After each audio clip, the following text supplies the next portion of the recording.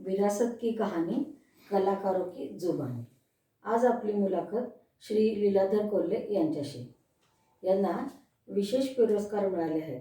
जिल्हा परिषद जळगाव आदर्श शिक्षक पुरस्कार 1995, महाराष्ट्र राज्य विशेष शिक्षण पुरस्कार 2003, शिक्षण मंत्री माननीय अमरीश भाई पटेल यांच्या हस्ते, खानदेश रत्न पुरस्काराने सुद्धा यांना सन्मानित केले आहे 2017 मध्ये.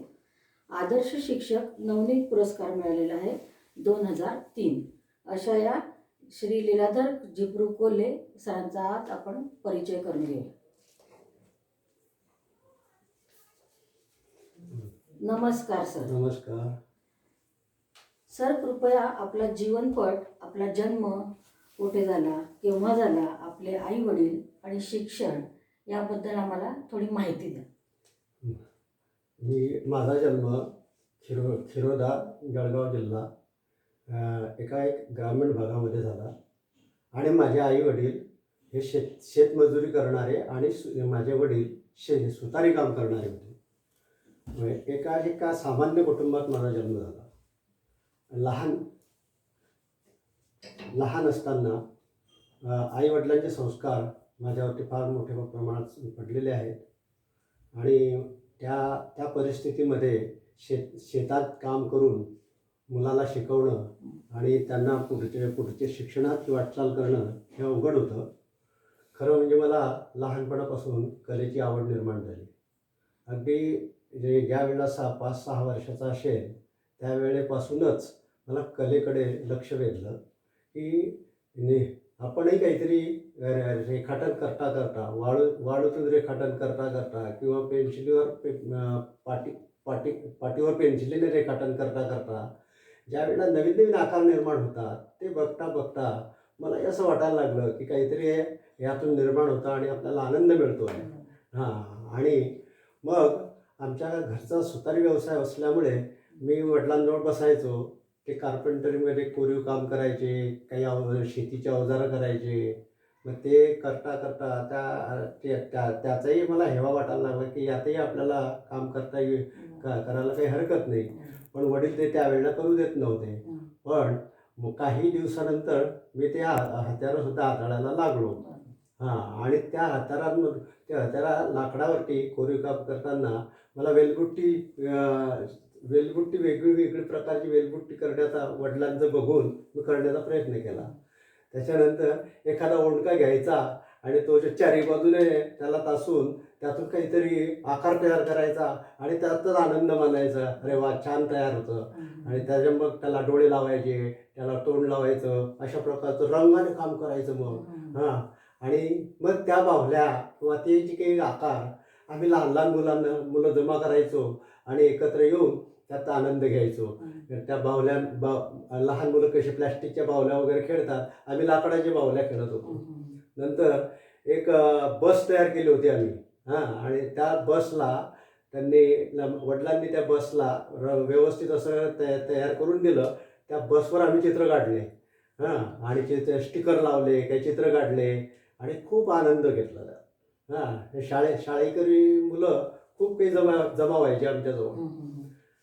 आणि त्यातून मग पुढे मी लहान असताना वडिलांनी मला स्वामीनारायणच्या मंदिरात एकदा घेऊन गेले की तिथे चित्र काढलेलं आहे, चल बरं आपण बघूया.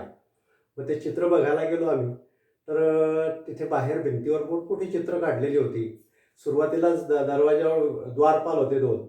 आणि नंतर बाजूच्या 2 भिंती होत्या, त्यावर घोडे काढलेले होते मोठे. आणि ते घोडे आणि ते चित्र, त्यामुळे ते मंदिर इतकं सुंदर वाटलं मला की अरे आपल्या भिंतीवर एवढे मोठे चित्र काढता येत आहे. मग घरी आल्यानंतर माझ्या मनामध्ये तेच विचार की अशी चित्र आपल्यालाही आपल्या भिंतीवर काढता येतील का. मंदिर तर नाही आहे, पण आपलं घर आहे, पण या घरावरती चित्र काढता येतील आणि करूया असा प्रयत्न. म्हणून मी ती भिंत सारवली, त्याच्यावरती पांढरा रंग दिला आणि गेरूचे रंग तयार केले. गेरूच्या रंगाने आउटलाईन तयार केली आणि मग असे काळा कोळसा पण त्या कोळशाने आउटलाईन केली आणि गेरूच्या रंगाने भरले रंग. आणि नंतर ते काही बरोबर वाटत नाही, अरे रंगीत पाहिजे. म्हणून मग आम्ही काय केलं की हळद कुंकू हे आपल्या घरात असायचे. बरोबर. दुसरे रंग आपल्याला माहीत नाही, वॉटर ट्यूब वगैरे काहीच माहीत नव्हतं. मग ते रंग आम्ही काय केलं, की हे निघू नये, हे ते भिंत ओढून घेईल. तेही तेव्हा कसं काय लक्षात आलं काय माहिती, पण आम्ही त्याच्यामध्ये डिंक टाकला. बरं. डिंकामध्ये ते कालवले आणि ते रंग मग मी बोटाने लावले पहिल्यांदा सुरुवातीला, आणि नंतर मला ब्रश मिळाला. त्या ब्रशने नंतर काही गोष्टी केल्या मी. तर इतके परिणामकारक झाले ते, इतके परिणामकारक झाले बघा, की लोक आमच्या ह्या चित्राकडे कुतूहलाने बघायला लागले, की हे एवढं लहान बालक आणि एवढी मोठी मोठी चित्र कसं काढताय. हीच भिंत का तुमच्या ही घराची भिंत ती? आहे, हा पॅसेज आहे आमचा. आणि इथे वडील आमचे सुतारी काम करायचे. बरं. हे सुतारी कामाचा ओंडका आहे. आणि इथे हा ते जे चाक असतात ना आपलं बैलगाडीचं, ते तिथे तयार करायचा तो खोल खड्डा असतो. बरोबर. आणि हा आमच्या घराला कायम त्यांनी लावूनच ठेवलेला होता. नंतर इथे या बाजूला आमचं राहतं घर आणि हा स्टोरेजचा दरवाजा आहे. आणि इथे ही वॉल कायम अशी रिकामी असायची. मग यावरती आम्ही ते काम करायचो. वा वा, सुंदर. आणि मग रस्ता आहे ना, हा रस्ता रहदारीचा रस्ता असल्यामुळे सगळे लोक जमायचे, म्हणजे एक प्रकारचं प्रदर्शनच व्हायचं ते. अगदी. आणि हा असा जवळजवळ 7-8 वर्ष तरी मी हे असं काम करत बसलो तिथे. काय करायचे, दर महिन्याला एखादं चित्र बदलून टाकायचं. नाही आवडलं की आता वाघ काढलाय, मग इथे सिंह काढायचा, हत्ती काढायचा, नंतर घोडे काढायचे. अशा प्रकारचे प्राणी झाल्यानंतर पक्ष्यांचं सिरीज सुरू केली, पक्षी काढायला सुरुवात केली. त्यात नंतर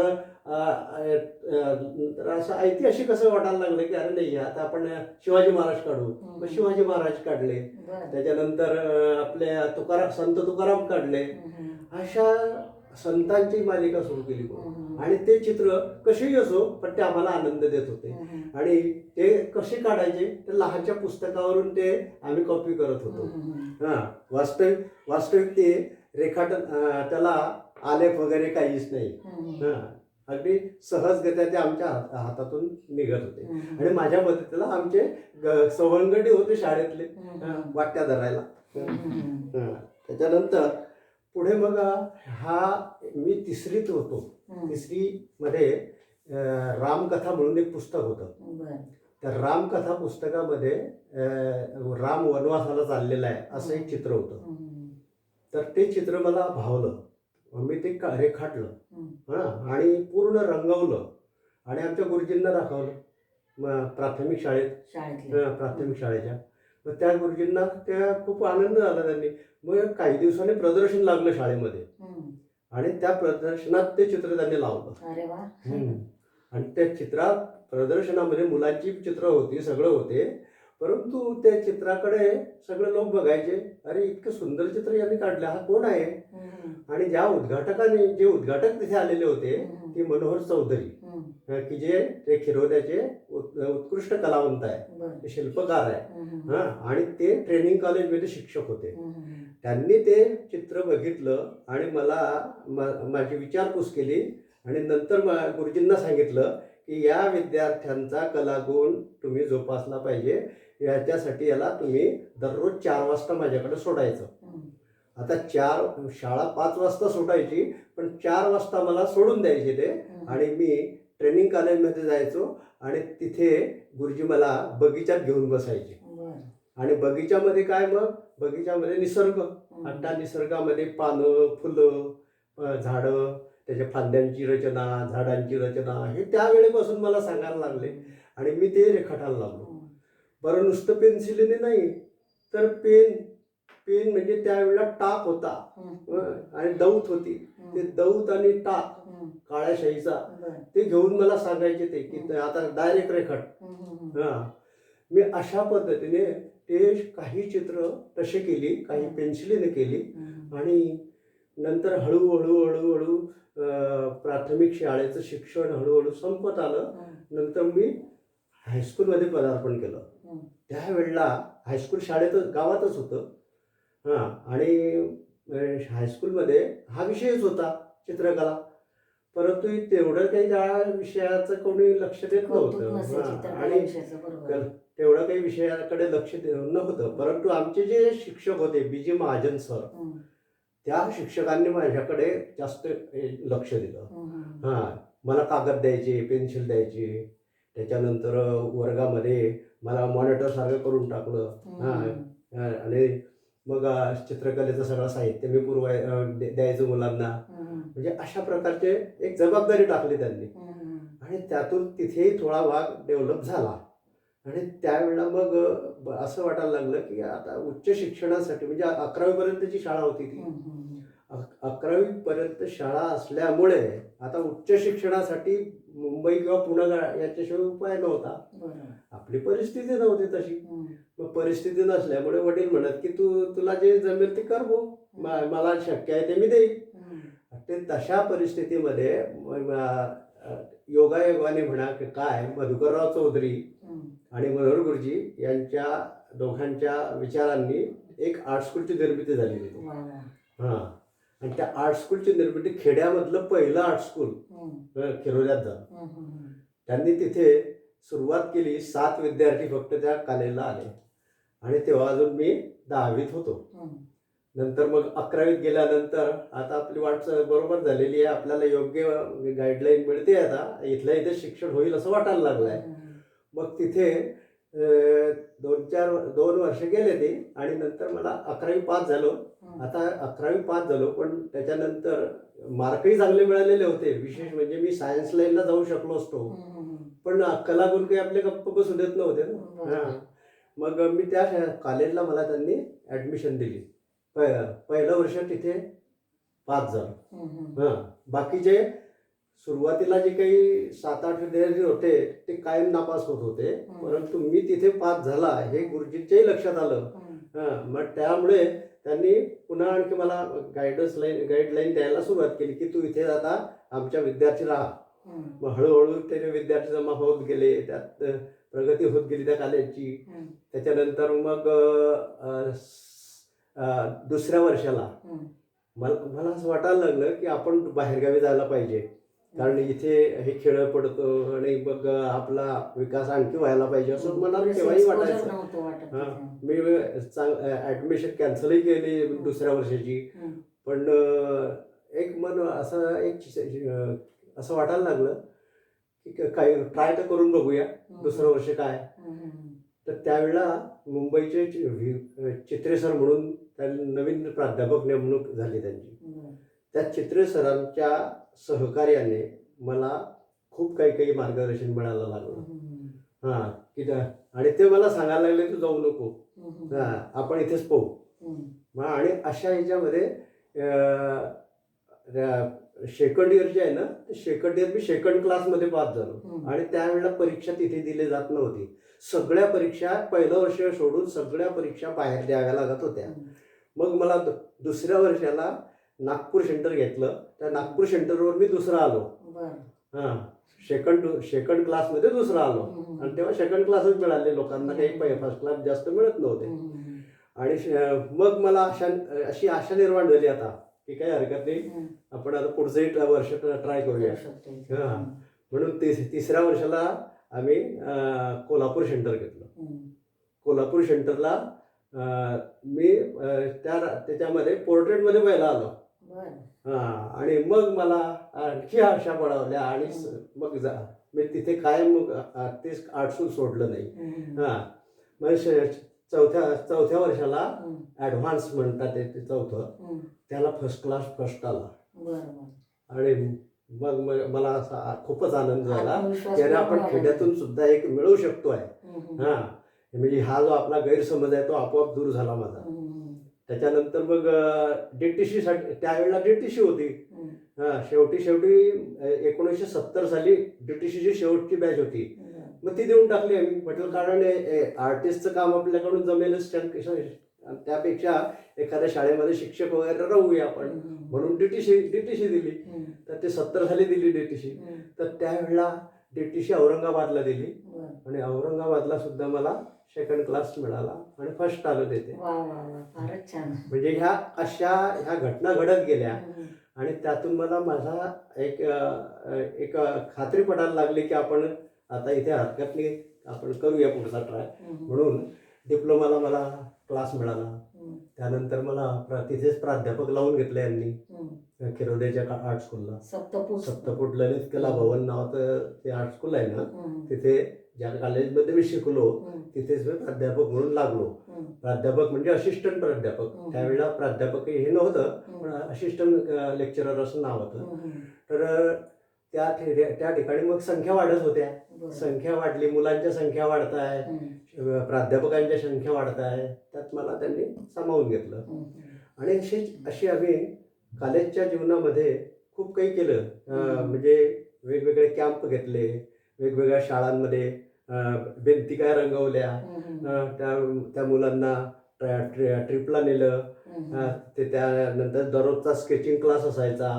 रोज आपल्या बाहेर आमच्या खिरोद्याच्या गावाच्या बाहेर एक स्पॉट आहे, तिथे लोक जमा असतात, सकाळी जमा होतात, बसलेले असतात. मुलांना आम्ही प्रोत्साहन देत होतो. आम्ही स्वतः स्केचेस करायला बसायचे, मुलंही येऊन बसायची, मग मुलंही कामाला लागायचे. असा हा सगळा हे चालू होता.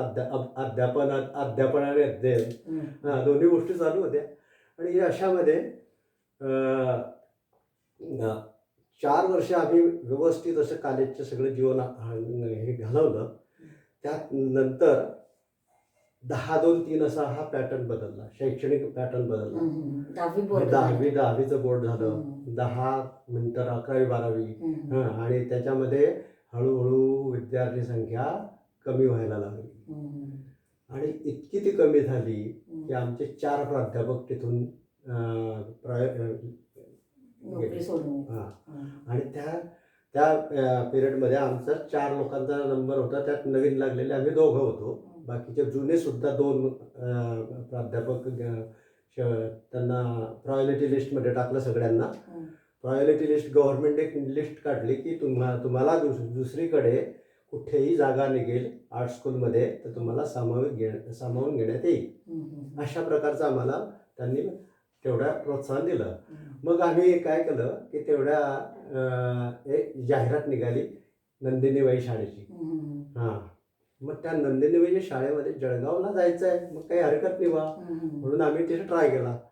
आता जळगावच्या शाळेमध्ये इंटरव्ह्यू असा होता नंदिनीबाईला सुद्धा की हा प्राध्यापक कमी का झाला, मग याचं कॅरेक्टर काय, मुलींची शाळा आहे, ह्या सगळ्या गोष्टी त्यांनी माझ्याकडून तपासून घेतल्या, बाहेरच्या लोकांकडून तपासून घेतल्या, आणि माझी नियुक्ती अगदी व्यवस्थित झाली.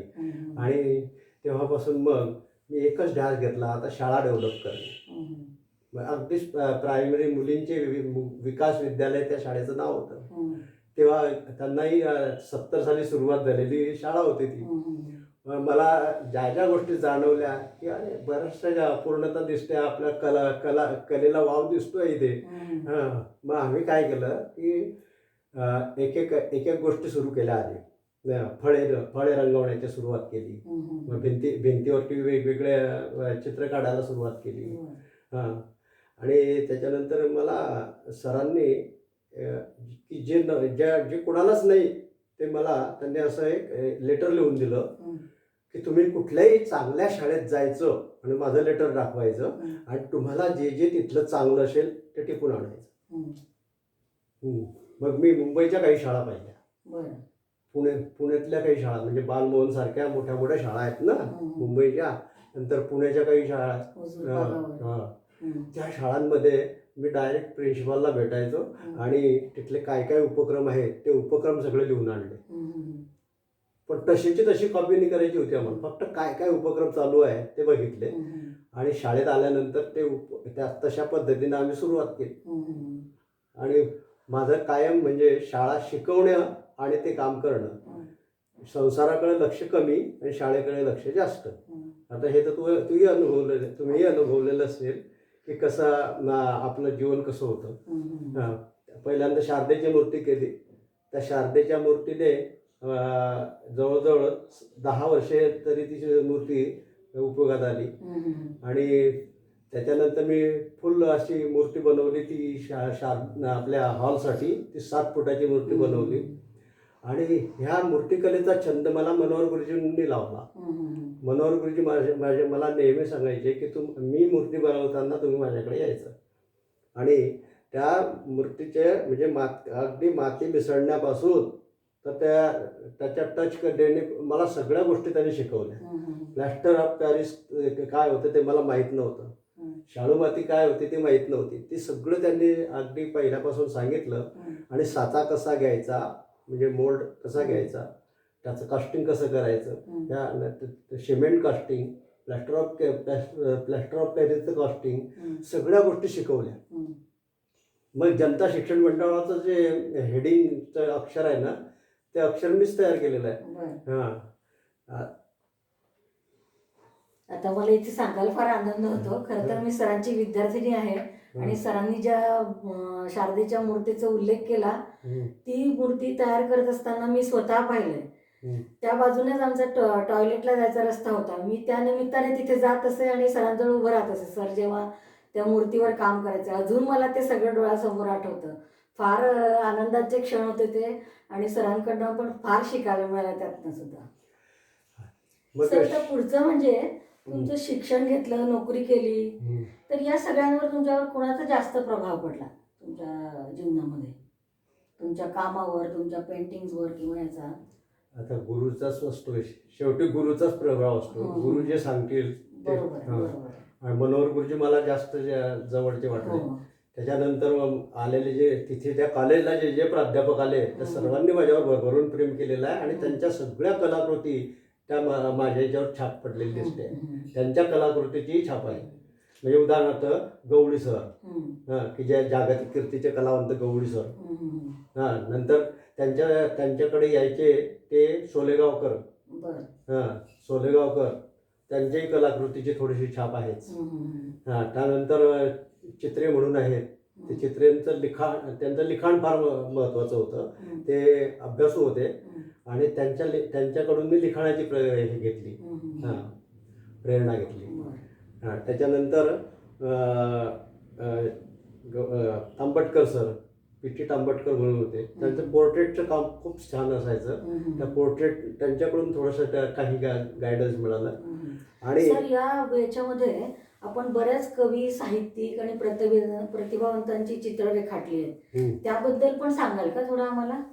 आणि शक्य झालं तर दाखवा सगळे, म्हणजे आम्हाला बघायला पण मिळते ते.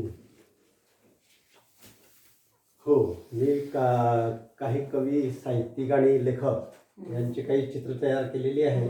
आणि काय असं तो छंदच जडला मला. याच्यामध्ये बघा की हे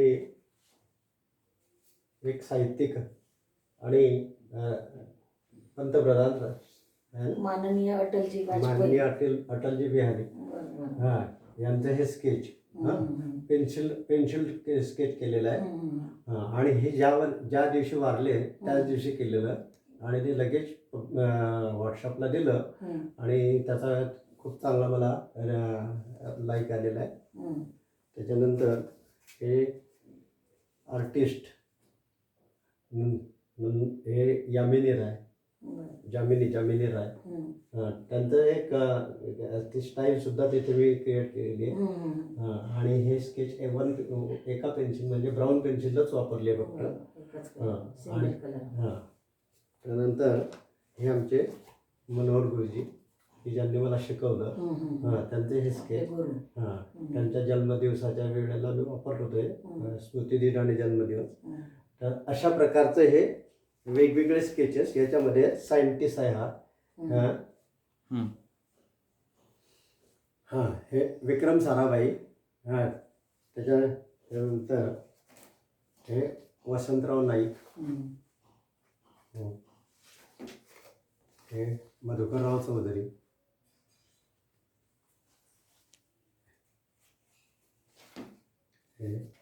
हे आमचे गुरुवर्य म्हणजे गवडी सर, गुलजार गवडी.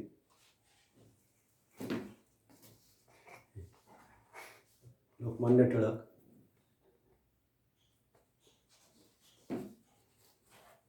सावित्रीबाई फुले,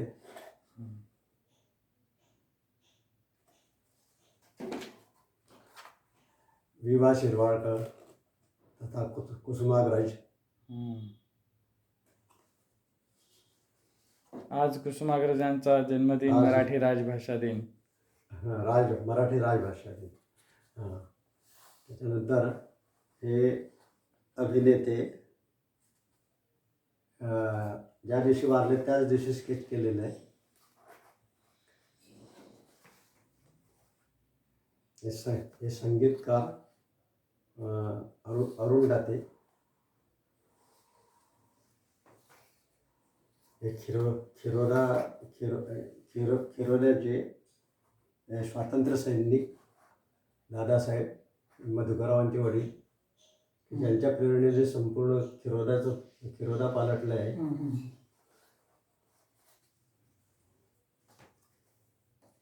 त्यानंतर समाजसेवक बाबा आमटे.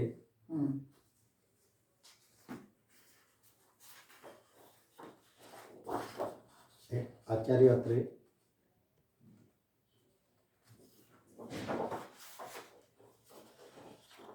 पु ल देशपांडे. असे वेगवेगळ्या पेन्सिलचं माध्यम हाताळलेलं आहे. त्याच्यानंतर राजा रवी वर्मा. आता हे चित्रकार. त्याच्यानंतर हे कवयित्री बहिणाबाई चौधरी यांचा चिरंजीव सोपानदेव चौधरी.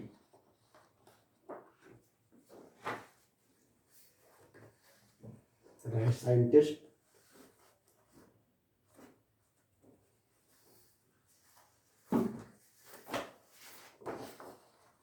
केकिमुस चाळीसगाव. एक जे प्रसिद्ध चित्रकार आणि फोटोग्राफर. चित्रकार केकिमुस, की ज्यांनी टेबल टॉप फोटोग्राफी सुरू केली आणि स्वतःला कोंडून घेऊन इतके सुंदर कलाकृती निर्माण केल्या की आज एक आश्चर्याचा ठेवा ठेवून गेले. अगदी अगदी. त्याच्यानंतर हे रवींद्र मिस्त्री. बाबूराव पेंढरे वाटतं. बाबूराव पेंढरे. हे विवेकानंद.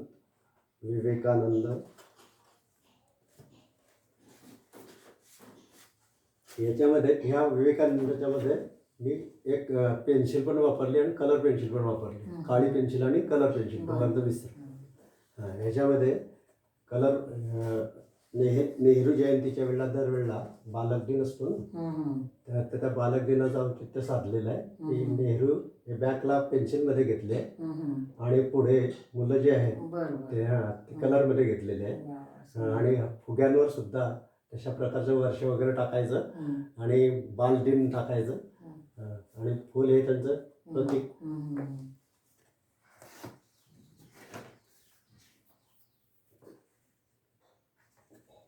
हे चित्रकारच आहे.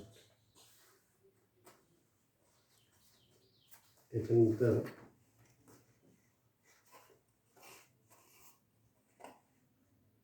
लाला लजपत राय. आणि यामध्ये तुम्हाला सायंटिस्ट आले, आर्टिस्ट आले, नंतर वेगवेगळे व्यक्तिरेखा बघायला मिळाल्या. आता या व्यक्तिरेखा अशा दाखवतो मी की ज्यामध्ये लेवा गणगोली म्हणजे आपली जी बोली भाषा आहे इथली या प्रॉपर खानदेशची बोली भाषा, त्यावर ज्यांनी जे विशेषतः कार्य केलेले असे काही साहित्यिक, काही भरपूर आहे, परंतु काही साहित्यिक हे त्यांचेही मी रेखाटनं करून ठेवलेली आहे. आणि ज्यावेळेला पहिलं लेवा गणगोली इथे साहित्य निर्माण आपला संमेलन झालं त्यावेळेला मी 40 स्केचेस केली होती. फारच सुंदर. आणि ती 40 स्केचेस मोठ्या अशा बॅनरला त्यांनी बॅनर प्रिंट केलेला होता. आणि त्यामध्ये काही दिवंगत आहेत आणि काही सध्या चालू जे लिखाण करून राहिलेले आहे ते जिवंत आहेत. असे लोक, असेही साहित्यिक, अशा सगळ्यांचे असे जवळजवळ 40 पोर्ट्रेट केलेले होते. आणि आज त्यातले काही दाखवतो मी तुम्हाला की आता ह्या एक साहित्यिक आहे उल्हासनगरच्या, की त्या अजूनही लिखाण करतात. त्याच्यानंतर सरला बेरूड हं, त्यांचा नाव देऊ का? या सर्व विरुद्ध नाही ना. हे नाव आहे ना, कुंदा झोपे आहे. ओके. कुंदा झोपे. त्याच्यानंतर या भंगाळे म्हणून आहेत. हेही लिखाण चालू असतं. प्राध्यापिका भंगाळे. त्यानंतर ह्या कैलासवासी शेवंताबाई. हां, यांनी सुद्धा लेवा गणबोलीवर बरंच पुस्तकं काढलेली आहे. त्याच्यानंतर काशीनाथ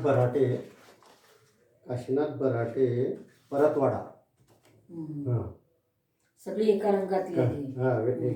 काही ब्राऊन कलर आहे, काही काळ्या. ब्लॅक अँड व्हाईट आहे.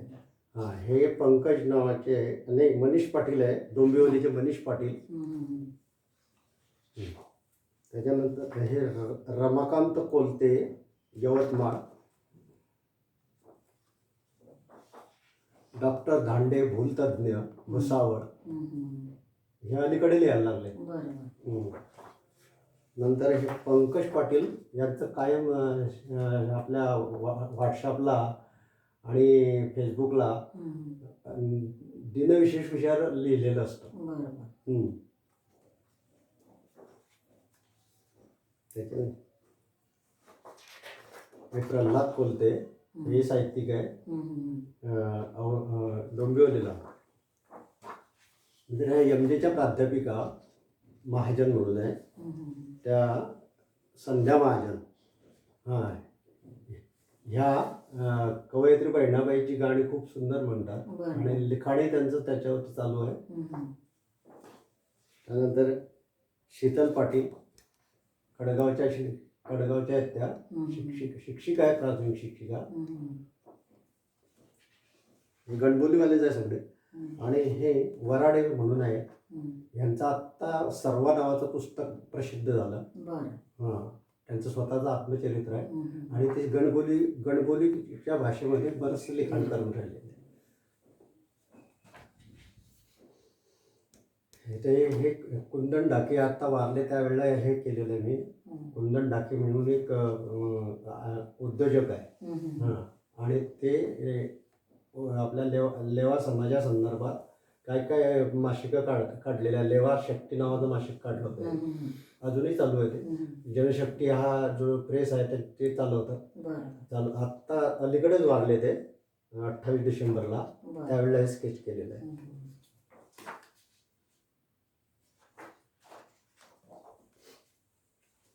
तर ह्या कविता लोखंडे पुण्याला असतात. हां, तेही सुंदर लिखाण करतात, कविता खूप छान करतात, कविता खूप छान करतात. नंतर योगिता नेमाडे, हेही पुण्याच्या आहे साहित्यिक. त्यानंतर आशा कांबळे, ह्या डॉक्टर आशा कांबळे मुंबईच्या, ह्या येऊन गेल्या इथे गणबोलीच्या वेळेला. त्यानंतर ह्या एक डॉक्टर लता चौधरी, की जे लहान मुलांचे रेघोट्यांबद्दल पुस्तक लिहिलेलं आहे ते. हां, खूप सुंदर लिखाण करतात.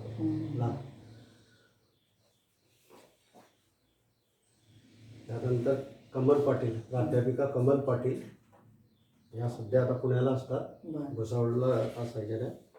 हां, लीला गाजरे, श्रीमती लीला गाजरे ठाण्याला असतात. नंतर हे असू पाटील म्हणून आहे. हां, यांच्या कविता खूप छान कविता करतात. हां, यांच्या पुस्तकाला मी काही स्केचेस दिलेले आहेत या असू पाटलांनी. म्हणजे त्यांनी लहान मुलांच्या बालगीतं तयार केली, तर संपूर्ण पुस्तकात माझे स्केचेस आहेत. शरा राणे, डॉक्टर शरा राणे, हे परिचित लेखक आहे. त्यानंतर BL चौधरी, मुंबई. नंतर हे AK नारखेडे, भादले हायस्कूलला होते ते मुख्याध्यापक, आणि अलीकडे सगळे लेवा गणबोलीचे कामं करतात. यांच्या पुस्तकांना मी दिलेले आहेत स्केचेस. यांच्याबद्दल काय बोलायची गरजच नाही. काय बहिणाबाई चौधरी चौधरी. प्रसिद्ध साहित्यिक. हे सुखलाल चौधरी खोपोलीला असतात. बरं. अतिशय वयस्कर माणूस आहे, हम्म. परंतु लिखाण खूप जबरदस्त करतात. हम्म. हां, आत्ता अलीकडे त्यांच्या डोळ्याचं ऑपरेशन झालं, तरी सुद्धा त्यांनी माझं सगळं माझं वाचून मोठा पॅरेग्राफ लिहून पाठवला. हम्म.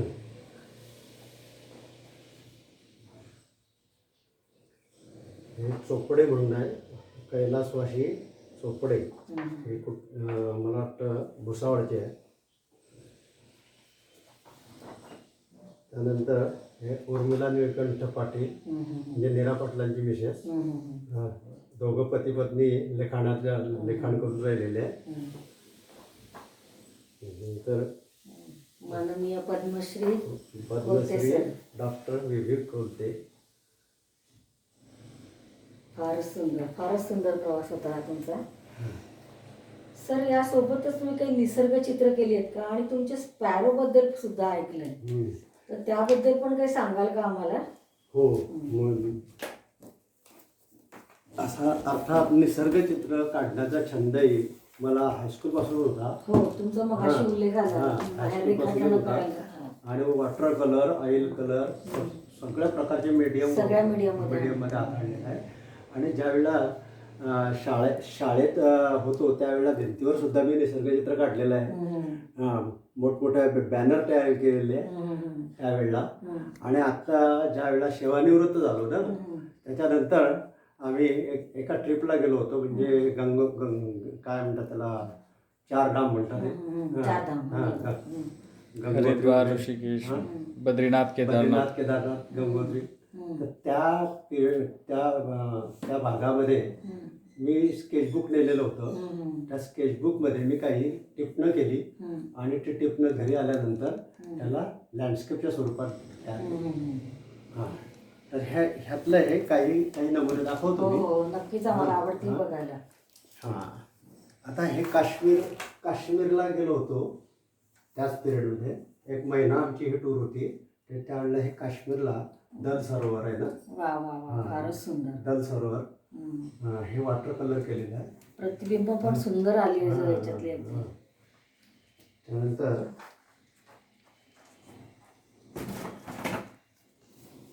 आता हे जे लँडस्केप आहे हे त्या घाटातलं लँडस्केप आहे.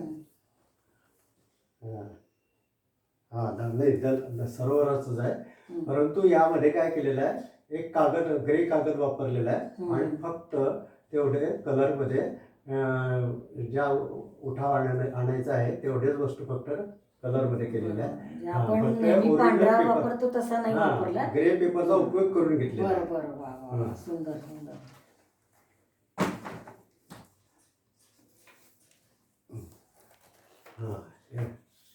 हे त्या घाटामधला भाग आहे.